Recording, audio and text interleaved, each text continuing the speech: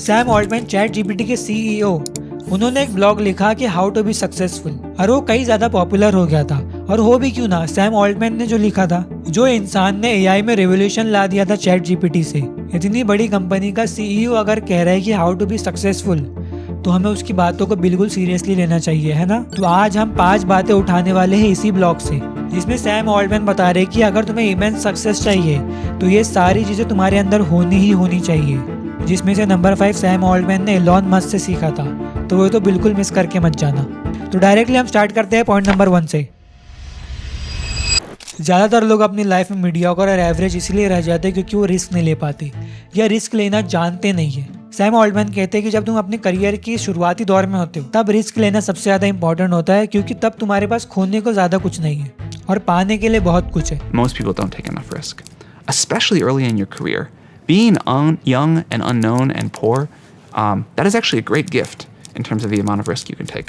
और जब तुम ऐसे पॉइंट पे ही पहुंच जाते हो जहाँ पे तुम्हारी बेसिक नेसेसिटी पूरी हो रही है, तब भी रिस्क लेना स्टार्ट कर दो। छोटे छोटे रिस्क लेना स्टार्ट करो, जहाँ पे तुम अगर बेट लगाओ और अगर तुम सही निकलो तो 100x कमाओगे, लेकिन अगर तुम हार गए तो 1x गवाओगे। मैं यहाँ पे गैम्बलिंग की बात नहीं कर रहा हूँ, अपनी जिंदगी में जो बेट लगाते हो, तुम रिस्क लेते हो, नई चीज़ें ट्राई करते हो, मैं उसकी बात कर रहा हूँ कि अगर तुम गवाओगे तो 1x गवाओगे, बट अगर तुम सही निकले तो 100x गेन करोगे। और जहाँ पे इंसान एक कंफर्ट में पहुंच जाता है, कंफर्टेबल लाइफ में पहुंच जाता है, तब उसके लिए रिस्क लेना बहुत ज़्यादा मुश्किल हो जाता है। और अगर ऊपर से तुम्हारे सर पे जिम्मेदारियां आ गई तब तो और ज़्यादा मुश्किल हो जाएगा तुम्हारे लिए। मार्क ज़करबर्ग के लिए फेसबुक क्या था? एक रिस्क था। उसने अपना कॉलेज दाव पे लगा दिया था। In a world that's changing so quickly, the biggest risk you can take is not taking any risk. तो अगर कुछ एक्स्ट्राऑर्डिनरी करना चाहते हो तो रिस्क लेना पड़ेगा। जैसे मैं कंटेंट बना रहा हूँ, ये मेरे लिए रिस्क है। अगर एक काम नहीं करो तो मेरा क्या जाएगा, 1-2 साल मेरे वेस्ट होंगे। बट अगर एक काम कर गया तो तुम भी जानते हो उसके फायदे क्या है। तो जहाँ मौका मिले हिम्मत करो, रिस्क लो। अगर चाहते हो कुछ बड़ा करना तो रिस्क लेना पड़ेगा।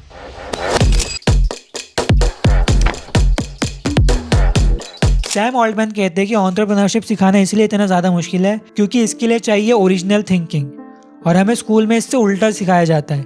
हमें रेडीमेड आंसर्स दिए जाते हैं कि ये प्रॉब्लम है, इसका ये सॉल्यूशन है। बट रियल वर्ल्ड में ये काम नहीं करता दोस्त। वहाँ पे तुम्हें नए प्रॉब्लम्स के नए सॉल्यूशंस क्रिएट करने पड़ते हैं। तुम्हें ओरिजिनल थिंकिंग की ज़रूरत पड़ती है। फॉर एग्जांपल, अगर तुम्हें कोई आगे कहता है कि जॉब सिक्योर कर लो, तो क्या तुम उसकी बात मान लोगे, या तुम उसे क्वेश्चन करोगे कि सच में क्या जॉब से सिक्योरिटी मिल जाती है? बिल्कुल भी नहीं। अगर तुम्हारे बॉस का कल दिमाग सनका, मे भी उसकी बीवी छोड़ के चले गई और तुमने उसी दिन कुछ गलती कर दी, तो तुम्हें काम से निकाल देगा। तो क्या सच में जॉब सिक्योरिटी देती है? बिल्कुल भी नहीं। सिक्योरिटी क्या देती है?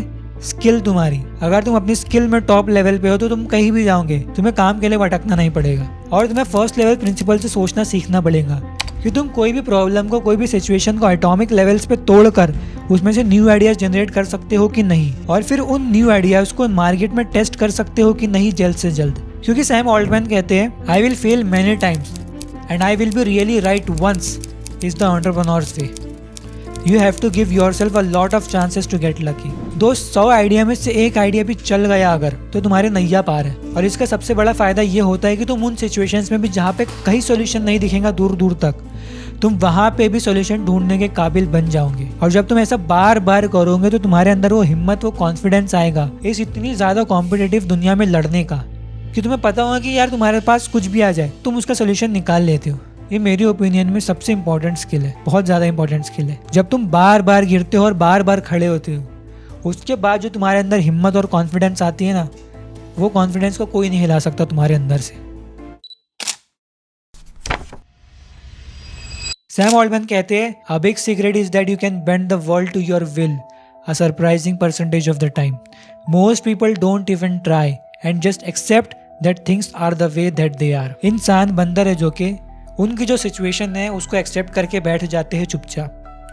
उनके अंदर वो विल नहीं होता, वो करेज नहीं होता, वो आग नहीं होती कि मुझे करना है। लोगों के अंदर ना बहुत कैपेसिटी होती है करने की। हमारा जो दिमाग है ना, ह्यूमन ब्रेन, ये बहुत ज़्यादा केपेबल है कुछ भी करने के, लेकिन वो कुछ भी इसलिए नहीं कर पाते क्योंकि वो बहुत जल्दी गिव अप कर जाते हैं, सेल्फ डाउट के लूप में फंस जाते हैं। उनका विल पावर, उनकी विल इतनी ज़्यादा स्ट्रांग नहीं होती है, और यही चीज़ें उनको रोक देती है उनके पोटेंशियल से रीच करने से। सैम ऑल्टमैन लिखते हैं, almost always the people who say I am going to keep going until this works and no matter what the challenges are, I am going to figure them out and mean it, go on to succeed.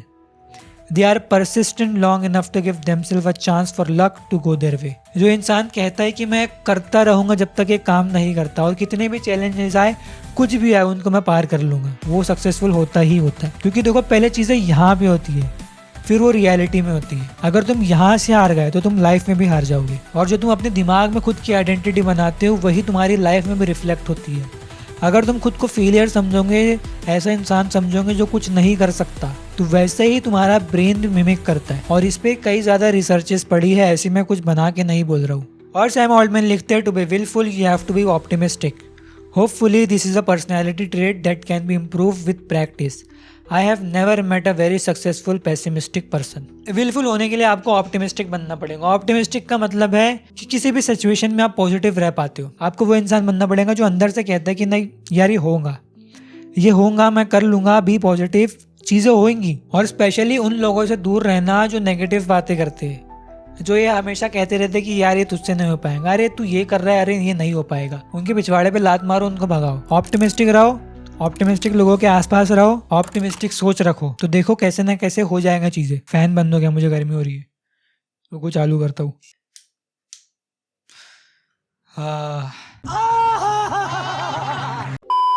What is wrong with me? नवंबर के ठंड में गर्मी हो रही है मुझे।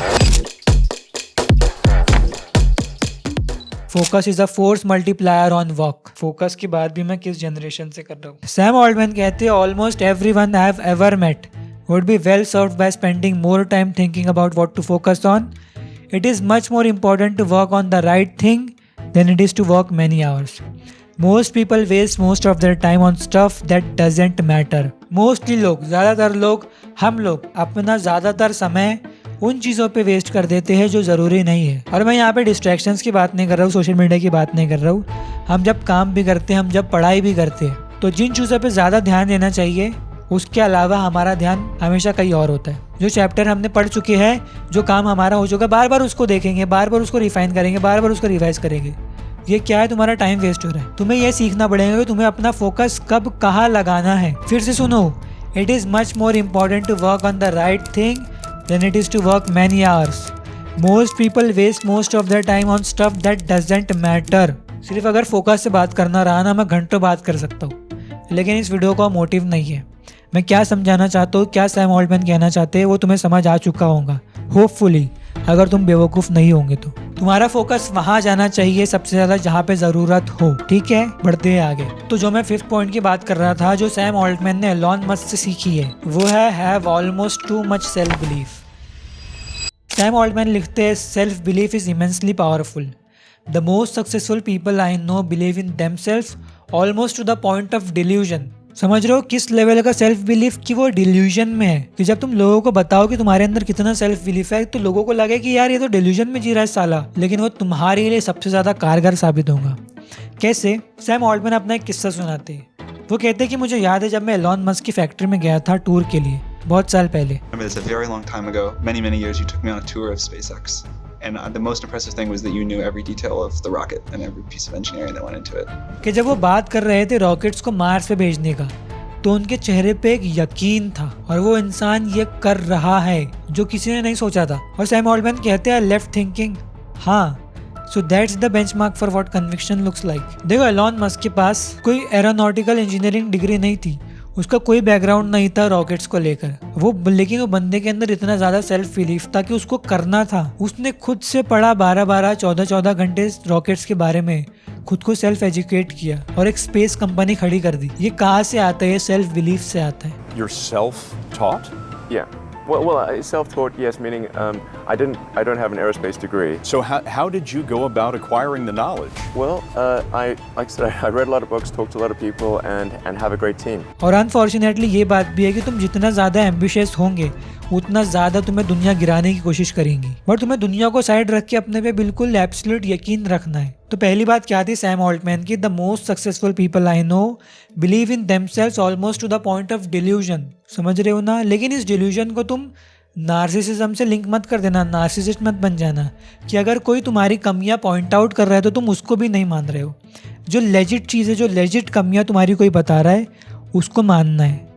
इतना ज़्यादा खुद पे यकीन नहीं करना है कि तुम नार्सिसिस्ट बन जाओ।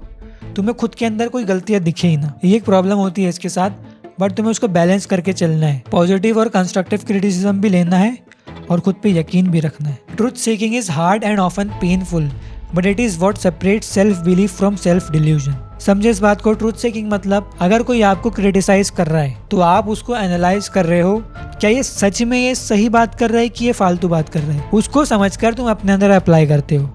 ये सेपरेट करता है सेल्फ डिल्यूजन और सेल्फ बिलीफ में।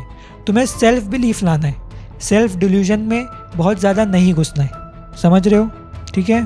तो ये सारी बात कही है सैम ऑल्टमैन ने, जो कि चैट जीपीटी के CEO है। मैं यहाँ एक नॉर्मल इंसान नहीं कह रहा हूँ अपने मन से, ये कोई सक्सेसफुल इंसान आपको बता रहा है कि ये चीज़ें आपके अंदर होनी चाहिए, आप ये सारी चीज़ें करो तो आप भी टॉप पे पहुंच जाओगे। तो इन चीज़ों को हल्के में मत लो। बट तुम एम्बिशियस हो, तुम बहुत कुछ करना चाहते हो, लेकिन तुम्हारे से तुम्हारा फ़ोन एडिक्शन नहीं छूटता, तुम्हारा स्क्रीन टाइम बहुत ज़्यादा है। तो देखो, उसके लिए मैंने खुद पे एक एक्सपेरिमेंट किया था। 30 दिन के लिए डोपामाइन डिटॉक्स किया था, जहाँ पे मैंने अपने स्क्रीन टाइम को 12 घंटे से घटा के 1-2 घंटे करने की कोशिश की थी। तो इस वीडियो को जाके देखो, तुम्हें बहुत हेल्प होगी। तुम्हारा स्क्रीन टाइम उससे छूट सकता है, ये मैं कह रहा हूँ। जाकर देखो इस वीडियो को भी। मैं मिलता हूँ तुम्हें अगले वीडियो में। Bye bye.